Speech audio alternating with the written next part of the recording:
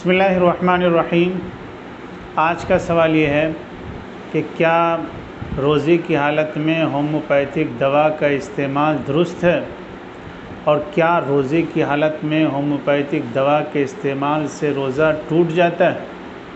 इसका जवाब ये है कि होम्योपैथिक दवा का इस्तेमाल 3 तरह से होता है और उसके इस्तेमाल करने की 3 शक्लें हैं।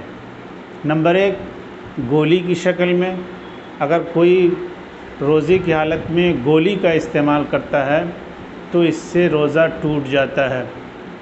दूसरी शक्ल ये है कि वो लिक्विड दवा ज़बान के ऊपर टपकाता है और उसको निगल जाता है और वो दवा हलक के अंदर चली जाती है, तो इससे रोज़ा टूट जाता है।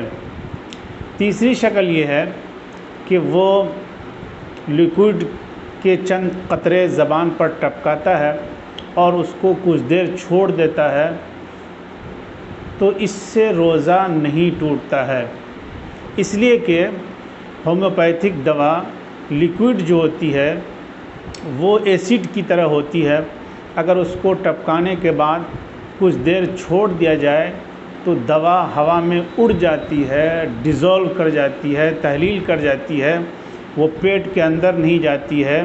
और जब तक पेट के अंदर दवा नहीं जाती है उस वक्त तक रोज़ा नहीं टूटता है।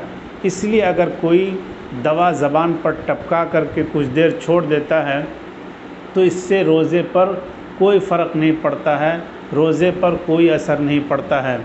इस सूरत में दवा का असर सिर्फ पेट के अंदर जाता है, और अगर दवा का असर पेट के अंदर जाए तो इससे रोज़े पर कोई फ़र्क नहीं पड़ता है, इससे रोज़े पर कोई असर नहीं पड़ता है। जब तक दवा पेट के अंदर न जाए उस वक्त तक रोज़ा नहीं टूटता है। ये बात अच्छी तरह समझ लेनी चाहिए। दूसरा सवाल ये है कि क्या कोरोना फ़ंड के लिए जो रिलीफ़ कमेटी बनाई गई है, क्या उस कमेटी में ज़कात के पैसे दे सकते हैं। उसका जवाब ये है कि उस फ़ंड से अगर सिर्फ़ मुसलमानों की मदद की जाए तो उसमें ज़कात के पैसे आप दे सकते हैं, लेकिन अगर उस रिलीफ़ फ़ंड से गैर मुस्लिम की मदद की जाए तो उस फ़ंड में ज़कात की रकम नहीं दी जा सकती है। इसका हल ये है कि इसके लिए 2 मद बनाई जाए, 2 तरह का फ़ंड बनाया जाए।